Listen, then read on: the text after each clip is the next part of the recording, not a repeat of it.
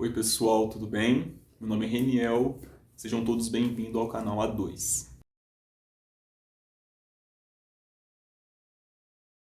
Hoje nós vamos conversar um pouquinho sobre esse livro aqui da Rachel Cusk, As Variações Bradshaw, com tradução de Fernanda Abreu.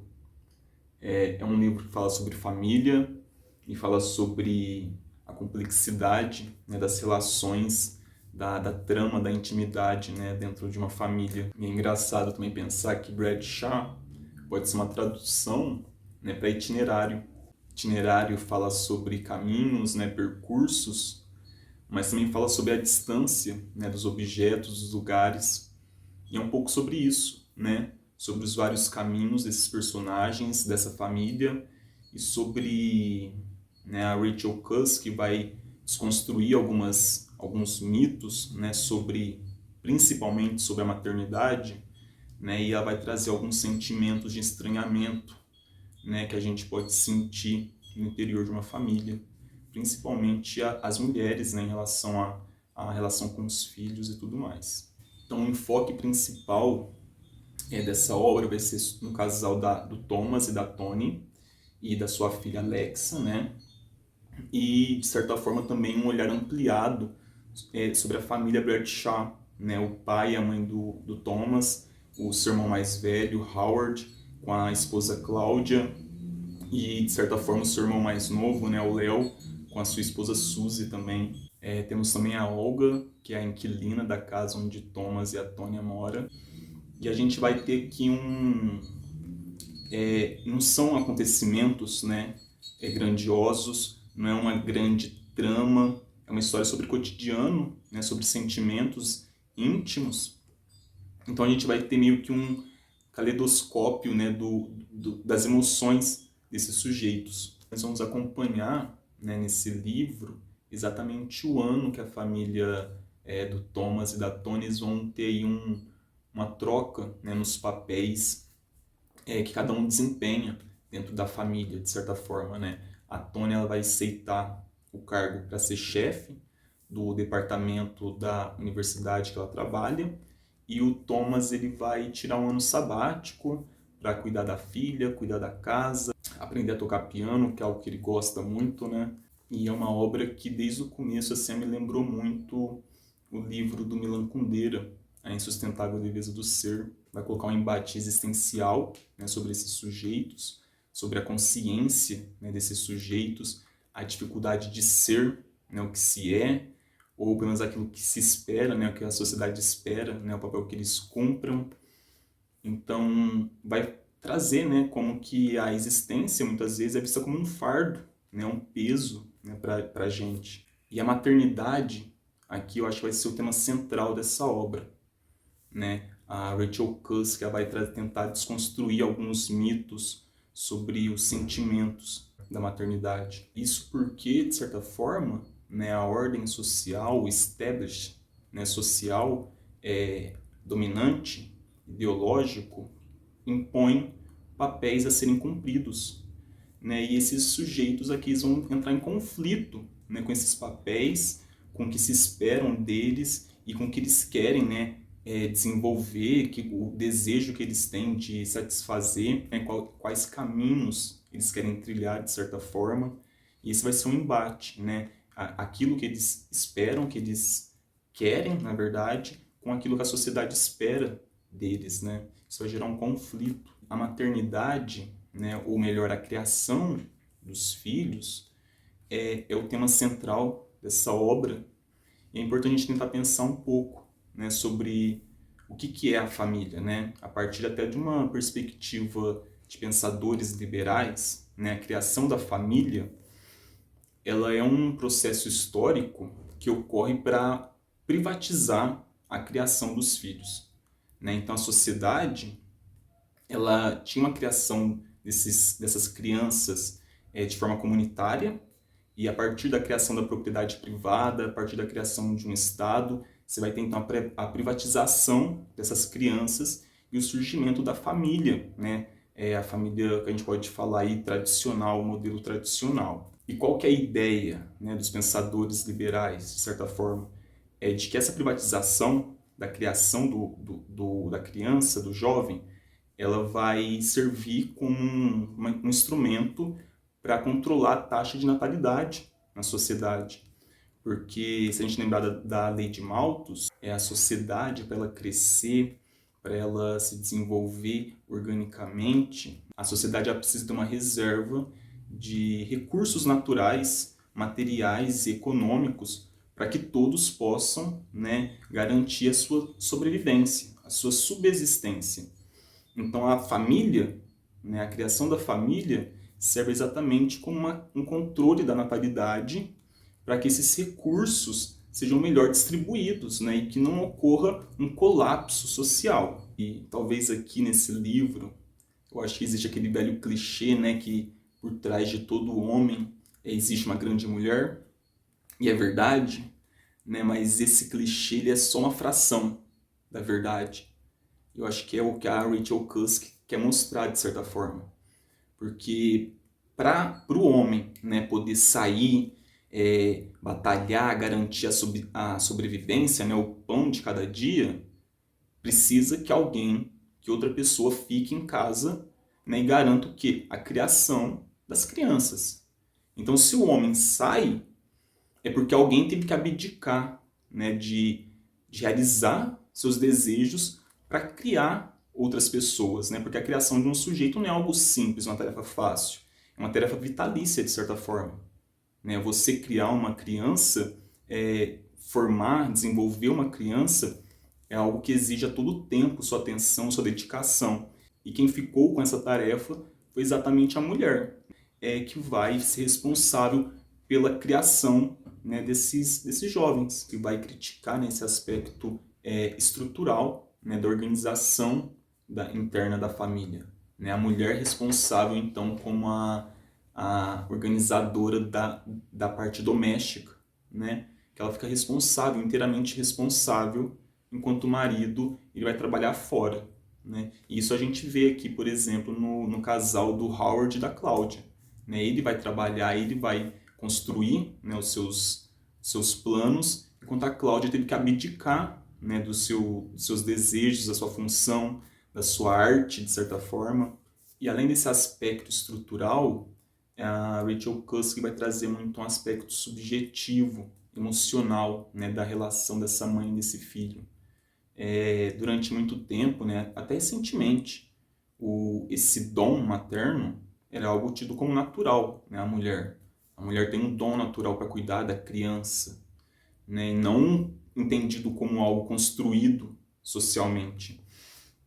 Então, o sentimento negativo, né, ele foi, de certa forma, abolido da relação mãe e filho. Você falar que tinha um sentimento negativo em relação ao seu filho, de certa forma, era considerar uma mãe desnaturada, né, uma pessoa negligente em relação à criação, né, dessas crianças.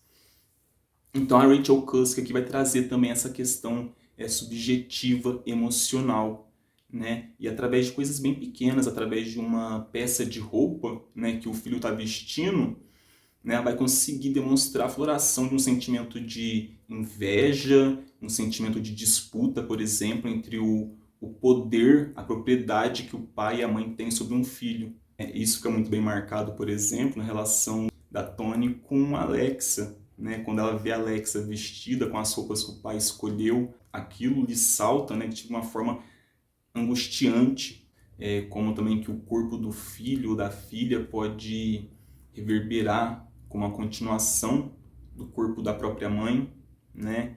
E a mãe, de certa forma, distanciar ou afastar aquilo que ela reprime nela mesma, que fica também marcado na relação, por exemplo, da Cláudia e da Laurie. Então a Rachel Cusk ela traz aqui um emaranhado de sentimentos complexos, sentimentos nada fáceis de serem digeridos, né? E que durante muito tempo foram sentimentos considerados como tabus, né? Afastados das discussões sobre maternidade. Então nesse livro aparece uma camada de sentimentos que as mulheres, né, durante a maternidade foram obrigadas a suprimir nelas mesmas. E pode, né, de certa forma, em alguns momentos até soar como um discurso anti-maternidade, mas eu não acho que é isso. eu acho que é muito mais profundo a crítica da autora, né? Lá para o final da obra vai ter algumas conversas, principalmente através da Olga, né? Mas que a gente vai poder entender que o problema não é o filho, né? Não é as tarefas que o filho traz em si. Senão seria muito simples resolver esse problema. Divide-se as tarefas e pronto. Mas não, né? O problema está na dicotomia que se foi criada entre o universo masculino, aquilo que são assuntos, aquilo que são eventos e práticas masculinas, e o universo que é o universo feminino, o universo que a mulher habita, né? O espaço doméstico, familiar, interno.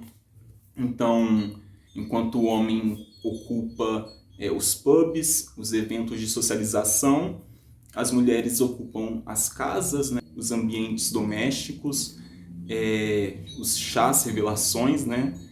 E o homem é o ser da crítica, da atitude crítica, do trabalho, do mundo acadêmico, científico, enquanto a mulher é o ser da criatividade, quase que o espaço artístico, de certa forma. E essa separação, né, falando em arte, né, em ambiente artístico, a separação fica muito clara tanto pela Cláudia, que é a esposa do Howard, quanto por Thomas, né? Os dois ex vão ter um interesse pela arte, e o que impede, né, por exemplo, o Thomas de tocar piano, de se autoexpressar de forma criativa, artisticamente, é o fato dele vir de um mundo em que era habitado pelo cálculo, pela racionalidade, né, pelo pensamento científico, de certa forma, que seria aí considerado o ambiente do homem, o ambiente masculino. E enquanto a Cláudia, ela também tem um problema de criatividade. Mas por que ela não consegue criar? O problema está que ela é sobrecarregada, né, como a gente falou sobre a questão da estrutura da organização familiar. A Cláudia é soterrada pelas obrigações, né, da criação do filho. Então, quando o Howard sai, ela tem que dar atenção total para os filhos. São 3 filhos que ela tem, e ela fala que quem quis ter os filhos não foi ela, foi o Howard, né? Num movimento quase pulsional. Ele viu outra família, ele quis ter, e ela teve que aceitar as suas vontades, né? Teve que submeter aos seus desejos e teve que suprimir, né, o que ela sentia. Tanto é que o lema da Cláudia é o lema de desejar aquilo que ela já tem, que é o oposto do que é o desejo, né? O desejo é aquilo que falta, né? E ela tem que fazer o inverso para poder se satisfazer, né, dentro desse papel que lhe é imposto, o papel de ser mãe, de ser mulher. Então acho que talvez a crítica fundamental seja nessa organização, nessa estrutura, né? A gente tem que lembrar que essa família Bradshaw é uma família de classe média alta, né, que mora na Inglaterra. Então, de certa forma, eu acho que essa é a crítica da Rachel Cusk, né? Esses papéis que são impostos e que são definidos como os modelos a serem aceitos e alcançados, e que, de certa forma, impede, né, outras formas, outras possibilidades de se experimentar, né? Tem até uma passagem que a Olga pensa sobre isso, né? Tanto que é difícil aceitar e cumprir com esses papéis. Não existe um jeito certo de ser, mas é exatamente a imposição desse modelo, né, que faz existir esse conflito entre o que desejamos, né, e aquilo que, de certa forma, nos é possibilitado. Bom, é uma obra, como a gente viu, fala sobre família, né, fala sobre relações, fala sobre intimidade, né, o tanto que é complexo essa trama, né, de intimidades, mas uma obra também que vai chamar atenção para como que é difícil a gente abandonar, né, certas estruturas, certas formas de compreender, de enxergar esse mundo, né? A Tony e o Thomas, eles até chegam a subverter os papéis familiares, mas é difícil abandonar, né? A gente não vou contar o final, não vou contar como se resolve a obra, mas a gente vai ver que que o Thomas, por exemplo, ele compreende que por mais que ele tente mudar, ele continua sendo um homem, né? Criado como homem. E isso impõe, de certa forma, funções sociais, estruturas de funcionamento e que não são tão simples de serem abandonadas. Uma obra muito rica, uma obra que traz, né, uma possibilidade de enxergar, né, outras formas de relações, outras formas de sentir, né? E fica de indicação para vocês, Rachel Cusk, As Variações Bert Shaw. Aproveita para se inscrever no nosso canal, ativar as notificações e compartilhe esse vídeo com algum amigo seu que gosta de literatura. Quem quiser comprar o livro também, a gente vai deixar o link aqui embaixo da Amazon. Comprando você ajuda a gente. E a gente se vê semana que vem com outro vídeo no nosso canal.